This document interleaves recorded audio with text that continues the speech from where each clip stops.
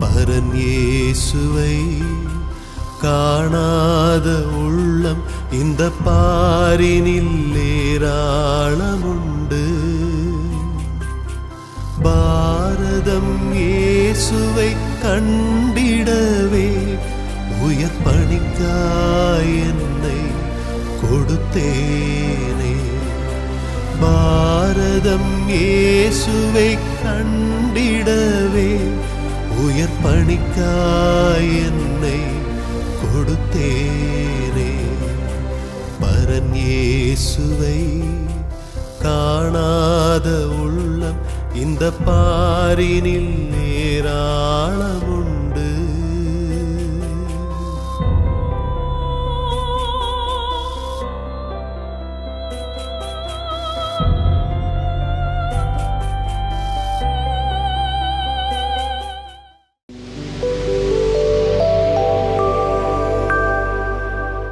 கிறிஸ்து இயேசுவின் திருநாமத்தினாலே உங்களை வாழ்த்துகிறோம்.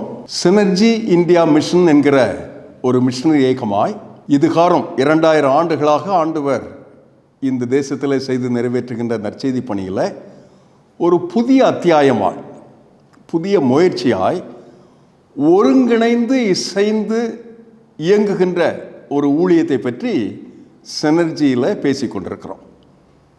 2000 ஆண்டுகளாக ஆண்டவர் திருச்சபையை எழுப்பியிருக்கிறார். திருச்சபையின் இரு மரங்கிலும் 500 ஆண்டுகளாக புராட்டஸ்டன்ட் திருச்சபைகளின் மிஷனரி இயக்கங்கள், அமைப்புகள், சங்கங்கள் உருவாயிற்று. ஆனால் 60-70 ஆண்டுகளாக புத்தெழுச்சி பெற்ற மக்கள் இயக்கங்கள் உருவாயிற்று. இப்போது 10-20 ஆண்டுகளாக உலகெங்கும் ஆண்டவர் செய்கிற வல்லமையான நிகழ்வுகளைப் போல எளிய சமுதாய கரிஸ்மேட்டிக் என்று சொல்லுவோம், பெந்தைக்கோஸ்தே என்று சொல்லுவோம், அப்படிப்பட்ட சபைகள் வலுவாக தெருக்கள் தோறும், பிராந்தியங்கள் தோறும் எழும்பியிருக்கிறது.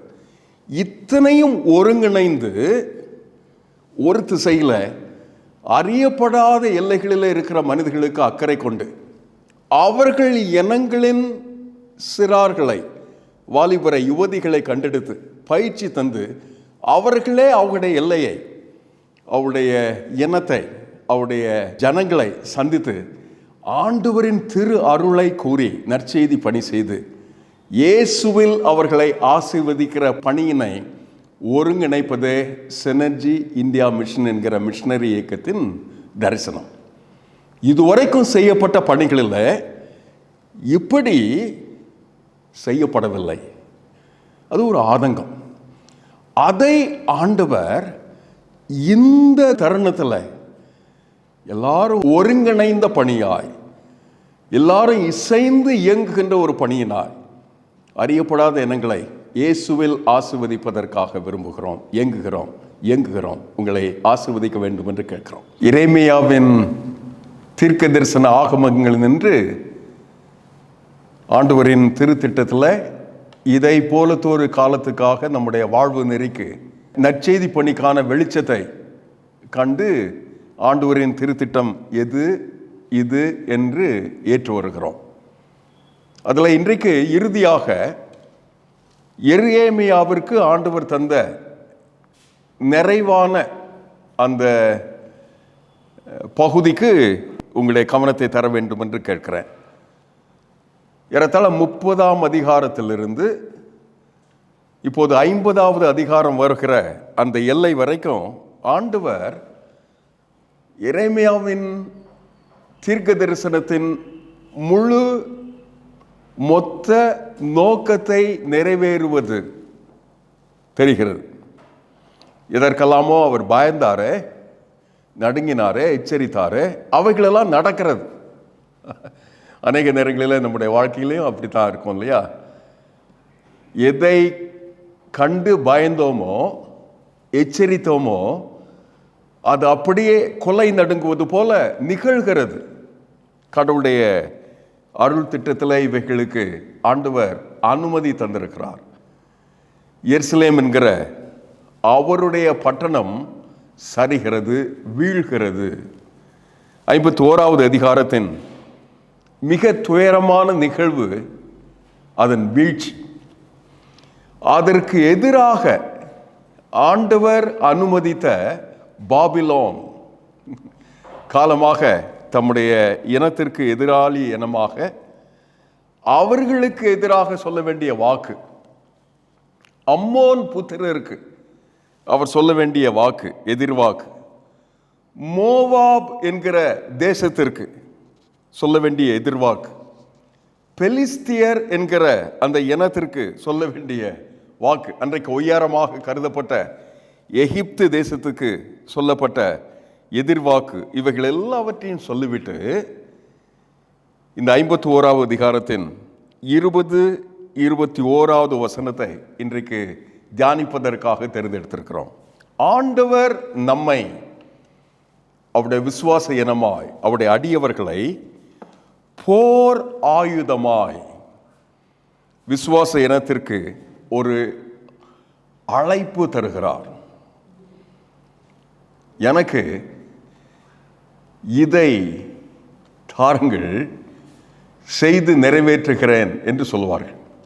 அப்படி நம்மை அவருடைய திரு திட்டத்திற்கு, இத்தனை கடுமையான காலங்களின் வழியை, சொல்லனா துயரத்தின் வழியே, எருசலேம் என்கிற தம்முடைய திரு திட்டத்தின் ஆண்டவருடைய அழகு பட்டணத்துக்கு வீழ்ச்சியை ஆண்டவர் அனுப்பி தம்முடைய அடியவர்கள் துயர் உறும் பண்ணமாக நிகழுகின்ற நிறைவான கலங்கடிக்கிற நிகழ்வை தான் எரேமியா இங்கே காட்சியாக காண்கிறார். அதற்கு விரோதமாக அவர் தீர்க்க தரிசனம் உரைக்க வேண்டியதாக இருந்தது. நினைவிருக்கும், பிடுங்க, நொறுக்க ஆண்டவருடைய அழைப்பை தந்து பெற்று அந்த அழைப்பின் மூலமாக நாட்ட உருவாக்க, மாற்றுருவாக்கம் செய்ய என்று சில வாரங்களாக இவைகளில் நாம் கற்று தெளிவு பெறுகிறோம். இந்த அதிகாரங்களில் வெகு அழகாக சொல்லப்படுகின்ற ஆண்டவருடைய திருத்திட்டம், இஸ்ரேல் என்கிற தம்முடைய சொந்த இனம் இத்தனை வீழ்ச்சிகள் மத்தியில், தோல்விகள் மத்தியில், இத்தனை கொடூரமாக தோழுகின்ற அந்த எல்லைகளில் மனம் மாறுவதற்காக அழைக்கிறார், வாழ்க்கை மாற்றத்துக்காக அழைக்கிறார். அதற்கான அறைகூவலாக தீர்க்க தரிசனம் உழைக்கிறார். இந்த தீர்க்க தரிசனத்தின் உரையிலேயே ஒரு நீண்ட கால காட்சி இருக்கிறது, தரிசனம் இருக்கிறது. இந்த காட்சிக்கு இடையே 1ஆம் வசனம் சொல்லுகிறது, அழிவு காற்று வருகிறது, வீழ்ச்சி வருகிறது, தூற்றுவாரை பாபிலோனுக்கு அனுப்புகிறார், அதை தூற்றி வெறுமையாக்கி போடுவார், ஆபத்து நாளிலே அதற்கு விரோதமாக சூழ்ந்து கொண்டிருப்பார்கள். அப்படி ஆண்டவரின் திரு திட்டம் அவர்களெல்லாம் நிறைவேறுகிறது. பழைய தமிழில் சொல்லப்பட்டிருக்கிறது, புடை போர் சலித்தெடுப்பது போல இப்படிப்பட்ட இனங்களுக்கு விரோதமாக கடவுளின் வார்த்தையாய், எச்சரிக்கையாய் எரேமியா இவைகளை சொல்லி, தம் இனம் மனம் மாறணும், வாழ்க்கை மாறணும், இந்த இனத்தை சுற்றி வாழுகின்ற பிற இனங்கள் இந்த வார்த்தையை கேட்கணும், அவர்களும் இந்த யெகோவா என்கிற ஒரே தேவனாகிய கடவுளுக்கு தம்மை ஒப்பு கொடுக்க வேண்டும் என்று ஆண்டவர் இவர்களை, இவருடைய வார்த்தையை ஆயத்தப்படுத்தி அதற்காக பயன்படுத்துகிறார். தேசமும் வேற்று இனங்களும் ஆண்டவரின் சத்தத்தை கேட்டு இணங்க வேண்டும்,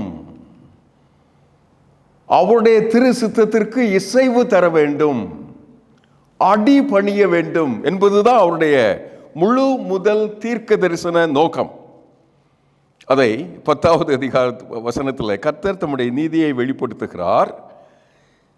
கர்த்தரின் செயலை சீயோனிலே விவரிப்போம். கர்த்தரின் செயல் அங்காங்கு அழகுபட எல்லா எல்லைகளிலேயும் சொல்லப்படுகிறது. பாபிலோனுக்கு சொல்லப்படுகிறது, அம்மோனுக்கு சொல்லப்படுகிறது, மோவாபுக்கு சொல்லப்படுகிறது. அவைகளின் வழியாய் ஆண்டவர் வெகு சிறப்பாக தம்முடைய இனமாகிய சீயோனுக்கு, விசுவாசிகளுக்கு, புதிய ஏற்பாட்டின் இந்த காலத்தில் நமக்கு தரப்பட்டிருக்கிற அவருடைய அடியவர்களுக்கு இதை பறைசாற்றுவதற்காக தேசமும் வேற்றினங்களும் கடினமான இந்த கடவுளின் வார்த்தையை கேட்பதற்காக தம்மை ஆயத்தப்படுத்துவதற்கு சீயோன் குடியினரை, தம்முடைய அடியவர்களை நீதிக்காக, தேவனாகிய கர்த்தரின் செயலுக்காக, அதை விவரிப்பதற்காக 11ஆம் வசனம் சொல்லுகிறது, அம்புகள் துலக்கப்படட்டும், கேடயங்கள் செப்பனிடப்படட்டும், ராஜாக்கள் அவர்களின் ஆவியை அது எழுப்பட்டும், கூர்மைப்படுத்தட்டும், உசுப்பட்டும். பாபிலோனை அழிக்க வேண்டும் என்பதே அவருடைய நினைவு. அவர்களை பழி வாங்குவது அவருடைய திட்டம்.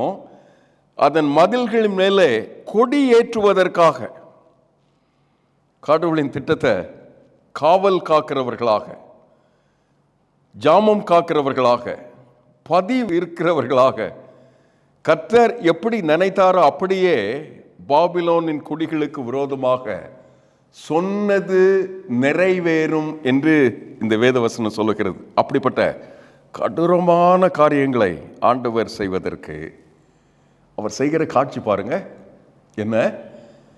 உங்களை, விசுவாச இனத்தவரை, வாலிபரை, சிறுவர் சிறுமியரை, பெரியவர்களை, சபையின் தலைவர்களை, ஊழியங்களை, திருச்சபைகளை ஆண்டவரின் திருத்திட்டத்திற்காக போர் ஆயுதம் ஆக்குகிறார். சண்டையிடுவதற்காக, யார் பெரியவர் என்று நிறைவேற்றுவதற்காக அல்ல, கடவுளின் திட்டத்தை அவர் கொடி ஏற்றுவதற்காக. யாக்கோபின் பங்காய் இருக்கிறவர்களை சர்வத்தையும் உண்டாக்கினவர், இஸ்ரவேலின் சுதந்திரமான கோத்திரமாகிய அவருடைய ஜனமாகிய கர்த்தர் அவர்களை எனக்கு தண்டாயுதமும் அஸ்திராயுதமுமானவன், பழைய தமிழில் சொல்லிடுறோம். நான் உன்னை கொண்டு ஜாதிகளை நொறுக்குவேன், உன்னை கொண்டு ராஜ்யங்களை அழிப்பேன். புதிய மொழிபெயர்ப்பு இதில் வெகு அழகாக இருக்கிறது. என் சம்மட்டியையும் படை கருவையையும் ஆவாய், நான் உன்னை கொண்டு மக்கள் இனங்களை நொறுக்குவேன், உன்னை கொண்டு அரசுகளை அழித்து ஒழிப்பேன். அரசண்ட அரசாங்கங்களை பற்றி நம்ம சொல்லலை. இனம் இனமாக ஆண்டவர் தம்முடைய திருத்திட்டத்தை வைத்து ஆக்குகிறாரே, உருவாக்குகிறாரே, அந்த திருத்திட்டத்தில் ஒரு போர் இருக்கிறது. இருளுக்கு, அந்தகாரத்திற்கு, கடவுளுக்கு விரோதமான திட்டத்திற்கு எதிராக ஒரு போர் ஆயுதமாக தம்முடைய பிள்ளைகளை ஆண்டவர் ஆயுதமாக்கி, சம்மட்டியாக்கி, படை கருவியாக்கி நொறுக்குவதற்கு, ஜாதிகளை ஆண்டவரின் திருத்திட்டமாக உருவாக்கும் முன்பு அவர்களையும் நொறுக்குவதற்கு. அடுத்த வசனம் சொல்கிறது, உன்னை கொண்டு குதிரையை நொறுக்குகிறேன், குதிரை வீரரை நொறுக்குகிறேன், உன்னை கொண்டு ரதங்களை நொறுக்குகிறேன், ரதங்களின் வீரங்களை நொறுக்குகிறேன், உன்னை கொண்டு புருஷனை நொறுக்குகிறேன், ஸ்திரீகளை நொறுக்குகிறேன், கன்னியரை நொறுக்குகிறேன், தொடர்ந்து மேய்ப்பனை நொறுக்குகிறேன். ஒரு பெரிய பட்டியலையே தந்து 27வது வசனத்தில், தேசத்திலே கொடியேற்றுங்கள், ஜாதிகளுக்குள் எக்காலம் ஊதுங்கள், ஜாதிகளை அதற்கு விரோதமாக ஆயத்தப்படுத்துங்கள் என்று ஒரு சூழ் உரைக்கிறார். எப்படி இருக்கும் பாருங்களேன். நாங்கள் சீன எல்லையில் கின்னோரி என்கிற ஒரு இனத்து மனிதர்களுக்கு இயேசுவை சொன்னோம். இமாச்சல பிரதேசத்து எல்லை இதுதான், கடைசி கிராமம் இந்தியாவில். இதை விட்டுட்டோன்னா சீனா தான், நோமன்ஸ் லேண்ட். அதுக்கு பிறகு நடந்தே போயிடலாம். கடுமையான தூரம். சிம்லா என்கிற நகரில் இறங்கி எத்தனையோ நாட்கள் பயணம் செய்து, குறுகிய பாதை, பயம் நடுக்கம் நிறைந்த அந்த நதிகளுக்கு ஊடாக பயணம் செய்து, மலை ஏறுவது போல சின்ன சின்ன தடுப்புகளில் இந்த இடத்துக்கு வந்து சேர்ந்து அங்கு இருக்கிற இந்த கின்னோரி என்கிற இந்த இனத்தை ஆண்டவர் ஆசீர்வதிப்பதற்காக ஊழியம் செய்து கொண்டிருந்தோம். அநேக ஆண்டுகள் ஆங்காங்கு ஆண்டவருடைய பிள்ளைகள் வர்றாங்க, ஏற்றுக்கொள்கிறாங்க. ஆனால் எங்களுடைய ஊழியத்தில் மிக முக்கியமான ஒரு தேவை, அந்த இனத்து தலைவர்களை உருவாக்கணும். சபைக்கு அவர்கள் பொறுப்பேற்கணும். அவர்கள் அவருடைய இனத்தவர்களை இயேசுவுக்காக அவர்கள் கொண்டிருக்கிற அந்த புது வாழ்வை சுகந்த வாசனையாக எஞ்சியிருக்கிற அவருடைய இனங்களுக்கு எடுத்து சொல்லணும், ஆசீர்வதிக்கணும். கடைசியாக ஒரு இளைஞனை சந்தித்தோம். அவருக்கு படிவத்தை கொடுத்து இதை நிரப்பி நீ தர முடியுமா என்று கேட்டோம். நான் வந்திருந்ததுனால, ஆனால் இதை பாருங்க, இவர் தான் இத்தனை ஆண்டுகளின் கடினமான உழைப்பிற்கு பலனாக ஆண்டவரே தந்த ஒரு மாதிரி என்று அவர் எழுதி தந்தார். பேர் எழுதுகிறார், படிப்பு எழுதுகிறார், அனுபவத்தை எழுதுகிறார், ரட்சிப்பை எழுதுகிறார், ஆண்டவருடைய திருத்திட்டத்தை எழுதுகிறார். இறுதியாக அவரை பற்றி பின்னணியில் எழுதும்போது திருமணம் ஆனவர் ஆகவில்லை என்பதற்கு ஒரு தெளிவில்லை. உடனே இதில் கொஞ்சம் தெளிவில்லாமல் இருக்கிறாரு. அவர் கூப்பிட்டு அது என்னதுன்னு கேட்டால் பரவாயில்லையேன்னா, நான் ஆகலைன்னு சொல்கிறார். இல்லையே, நீ முன்னால் ஆயிடுச்சின்னு சொன்னியே. ஆமாம் ஆயிடுச்சு அப்படின்றார். ஏதோ அவருக்குள்ளே ஒரு தடுமாற்றம் இருக்கிறது. அவர் வீட்டுக்கு போவோம்னு சொல்லி அவர் வீட்டுக்கு போனால், அந்த இனத்தில், அந்த ஊர் கலாச்சாரத்தில், அந்த ஊர் அங்கீகரித்த ஒரு நாகரிகம் இருக்கிறது. என்னன்னா, அவருடைய ஒரு மூத்த அண்ணனுடைய மனைவி அங்க இருக்கிற அத்தனை சகோதரர்களுக்கும் மனைவியாக மாறி விடுகிறார். பாலிகமின்னு ஆங்கிலத்தில் சொல்லுவாங்க. ஒரே ஒருவர் 2 மனைவியரை வைத்திருப்பது. அப்படி 3 தெரிந்து தெரியாமல் வைக்கிற அந்த கலாச்சாரம் எல்லாம் இங்கே தென்னகத்தில், தமிழினத்தில் இருக்கிறது. இந்த கொடூரமான எண்ணம் இந்த கலாச்சார பழக்கத்தை வைத்திருக்கிறது. ஒரு மனைவி 5 புருஷர். எப்படி இருக்கும் பாருங்களேன். இதை கண்டுபிடித்த மாத்திரத்தில் எங்களுக்கெல்லாம் மூச்சே நின்று போயிடுச்சு. என்ன செய்யணும்னு எங்களுக்கு தெரியாம போயிடுச்சு. ஆண்டவர் இனமாய் கடவுளின் திட்டத்தை இப்படி நிறைவேற்றுவதற்காக ஆக்கும்போது, எண்ணங்களை நொறுக்குவதற்காக இறுதியா அந்த தம்பியை அந்த கலாச்சார பிடி நின்று வெளிவருவதில் அவருக்கு உதவி செய்தோம். அவர், நான் இனி என் அண்ணன் மனைவியை என் மனைவி என்று ஏற்க மாட்டேன், அதை எங்கள் வீட்டில் சொல்லுகிறேன், எங்கள் சகோதரர்களுக்கு சொல்லுகிறேன் என்று ஒவ்வொருவராக ஆண்டவர் ஏற்றுக்கொண்டாங்க. அந்த அம்மாவும் ஏற்றுக்கொண்டாங்க. ஆனால் அந்த அம்மா, எனக்கு 5 சகோதரர்களில் இந்த தம்பியை தான் நான் கணவனாக வைக்கணும்னு அவருக்கு உள்ளூர ஆசை. எப்படி இருக்குன்னு பாருங்க. அவைகளின் வழியாய் ஆண்டவர் நொறுக்கும் ஆயுதமாய் கலாச்சாரங்களில், கடவுளின் திருத்திட்டத்தில், தூய்மையான குடும்பங்களில் கடவுள் செய்ய வேண்டிய திட்டங்களை கொடியேற்றுவதற்காக, எக்காலம் ஊதுவதற்காக, அரண்களை நிர்மூலமாக்குகிற மாபெரும் கிருபையை பெறுவதற்காக, போர் ஆயுதமாக ஊழியம் செய்வதற்காக நம்ம அழைக்கிறார். எருசலேமே, விசுவாச இனமே, சியோனே, இதற்காக நீ ஆயத்தமாவாயா? இதுவே இன்றைக்கு நமக்கு ஆண்டவர் அருளுகின்ற அறை கூவல்.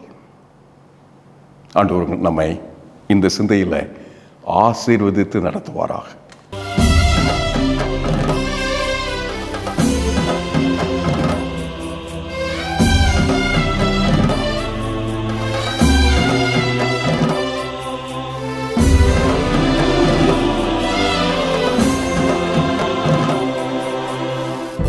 இயேசுவை காணாத உள்ளம் இந்த பாரினில் ஏராளமுண்டு. பரன் இயேசுவை காணாத உள்ளம் இந்த பாரினில் ஏராளமுண்டு. பாரதம் இயேசுவை கண்டிடவே உயர் பணிக்காய் என்னை கொடுத்தேனே. பாரதம் இயேசுவை கண்டிடவே உயர் பணிக்காய் என்னை கொடுத்தேனே. பரன் இயேசுவை காணாத உள்ளம் இந்த பாரினில் ஏராளமுண்டு.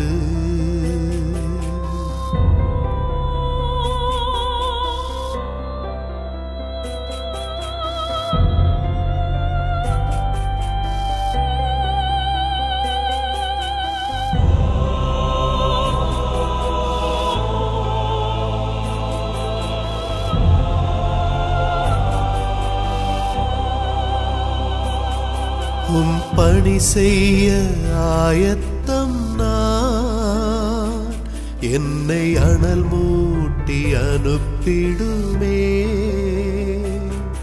உம் பணி செய்ய ஆயத்தம் நான், என்னை அனல் மூட்டி அனுப்பிடுமே. தாய் நாட்டுக்கு தத்தம் செய்தேன், என்னை தகுதிப்படுத்தி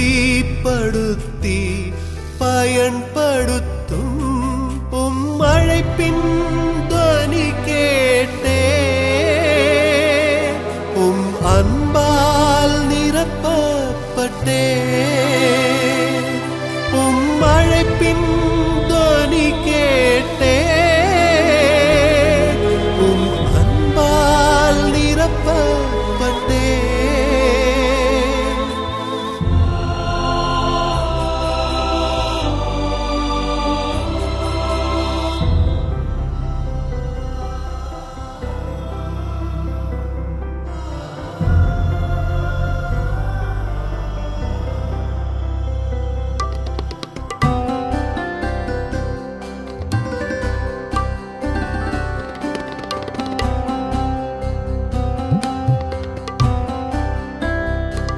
பாவ வழி செல்லும் மாந்தர் தனை ஜீவ வழி காட்ட வந்தேனையா. பாவ வழி செல்லும் மாந்தர் தனை ஜீவ வழி காட்ட வந்தேனையா. சாப இருள் நிறைந்த உள்ளம் அதில் ஜீவ ஒளியேற்றவே வந்தேனையா. உம் அழைப்பின் குரல் கேட்டே, உம் அழைப்பிற்கு அடிபணிந்தே. உம் அழைப்பின் குரல் கேட்டே, உம் அழைப்பிற்கு அடிபணிந்தே. அன்பான தேவனுடைய பிள்ளைகளே, இந்த நேரத்தில் கூட அருமையான ஒரு பாடலை கேட்டீங்க, ஆண்டுடைய வார்த்தை கேட்டீங்க. அந்த பாடல் வரிகளில் ஒரு சில வரிகளை மாத்திரம் உங்களோடு கூட நான் பகிர்ந்து கொள்ள ஆசைப்படுகிறேன். பரன் இயேசுவை காணாத உள்ளம் இந்த பாரின் ஏராளமாக உண்டு, பாரதம் இயேசுவை கண்டிட உயர் பணிக்காய் என்னை கொடுத்தேன்னு சொல்லி அந்த பாடல் வரிகளில் நீங்கள் அந்த பாடலில் கேட்டிருப்பீங்க. அவருடைய பணிக்காக அன்பான தேவனுடைய பிள்ளைகளை நீங்கள் என்ன செய்ய போகிறீங்க? சினர்ஜி இந்தியா மிஷனோடு இணைந்து கொள்ளணும்னு சொல்லி உங்கள் அன்பாக நாங்கள் அழைக்கிறோம். எப்படி நீங்கள் இணைந்து கொள்ளலைன்னா, ஒரு மிஷினரி நீங்கள் ஸ்பான்சர் பண்ணலாம், 3000 ரூபா கொடுத்து நீங்கள் ஸ்பான்சர் பண்ணலாம். இல்லை என்றால் உங்கள் கையில் என்ன காணிக்கை கொடுக்க நீங்கள் விரும்புகிறீங்களோ கொடுத்தீங்கன்னா, பணித்தளத்தில் நிறைய பணிகள் இருக்குது. அங்கே இருக்கிற பிள்ளைகளுக்கு ஆங்கிலம் கற்றுக் கொடுக்கலாம், அங்கே பிள்ளைகளுக்கு டியூஷன் எடுக்கலாம், அங்கே இருக்கிற பிள்ளைங்களுக்கு நிறைய காரியங்களை கற்றுக் கொடுக்கலாம், ஆலயம் கட்டலாம், அநேக நல்ல காரியங்கள் செய்வதற்கு தேசத்தில் வாய்ப்புகள் மடிந்து கிடக்கிறது. எனவே அன்பான தேவனுடைய பிள்ளைகளை, நீங்கள் ஊழியக்காரராக எழுந்து வரலாம், ஜெபிக்கிறவளாக இருக்கலாம், இந்த ஊழியத்தை தாங்குறவளாக நீங்கள் மாறணும்னு சொல்லி எங்களை அன்பாக கேட்குறோம். மிஷினரி தாங்குங்க. அப்படி இல்லை என்றால் நாங்கள் ஃபீல்டு விசிட் பண்ணணும் அப்படின்னு சொன்னாலும் எங்களோடு கூட நீங்கள் தொடர்பு கொண்டீங்கன்னா 10-15 பேர் இணைந்தோம்னா ஃபீல்டு விசிட் பண்ணலாம். போயிட்டு நீங்கள் பார்த்துட்டு அங்கே இருக்க தேவைகள் என்னன்னு சொல்லி நாங்கள் விருப்பப்பட்ட மனதில் எது படுதோ அதை நாங்கள் செய்ய ஆசைப்படுகிறோன்னு சொல்லி அப்படி நீங்கள் பார்க்குறவங்க சொன்னாலும் கூட உங்களை கூப்பிட்டு போகிறதுக்கு ஆயத்தமாக இருக்கிறோம். அங்கே நீங்கள் பார்த்துட்டு அங்கே உள்ள தேவைகளை நீங்கள் சந்திக்க நீங்கள் முன் வரலாம். எனவே இந்த சினர்ஜி இந்தியா மிஷன் ஊழியத்தில் இணைந்து ஏதாவது நீங்கள் செய்யணும். கொடுக்கணும், தாங்கணும், செபிக்கணும், எங்களோடு கூட தோள் கொடுக்க நீங்கள் வரணும்னு சொல்லி உங்களை அன்பாக கேட்கிறோம். ஆண்டவர் இயேசு உங்களை அளவில்லாதபடி ஆசீர்வதிப்பாராக. இந்த நல்ல நிலத்தில் நீங்கள் விதைக்கணும்னு சொல்லி உங்களை அன்பாக அழைக்கிறோம். விதைக்கும் போது சின்ன சின்ன மிஷன் ஊழியத்துக்காக நீங்கள் கொடுக்கல, விதைக்கிறீங்க. கட்டாயம் உங்களுக்கு நீங்கள் அறுவடை பண்ணுகிற நாட்களை ஆண்டவர் தருவாராக. தொழில் மத்தியில் வந்திருக்கிற ஆயர் அவர்கள் செபித்து ஆசீர்வாதம் கூறுவாராக. பரிசுத்தமுள்ள பரம தகப்பனே, உம்முடைய மகத்தான திட்டத்தை உம்முடைய வேதத்தின் வார்த்தைகளாய் அப்பட்டமான எங்களுடைய தேவைகளுக்கு நீர் அருளும் ஔஷதமாய், தைலமாய், குணமாக்குகிற உம்முடைய வல்லமையின் வார்த்தையாய் அருளியதற்காக நன்றி. கீழ்ப்படுகிறோம், இணங்குகிறோம், உம்முடைய திருவுள சித்தத்திற்கு இசைகிறோம். எங்களை எடுத்து இயக்கும் இயேசுவின் நாமத்தில் ஜெபிக்கிறோம் நல்ல பிதாவே, ஆமென். கர்த்தராகிய இயேசு கிறிஸ்துவின் கிருபை, பிதாவாகிய கடவுளுடைய அன்பு, தூய ஆவியானவரின் விலகாத அந்யோன்யம், அதன் சகல பாக்கியம் இன்றும் என்றும் சதா காலங்களிலும் நம்மோடு கூட இருப்பதாக. ஆமென்.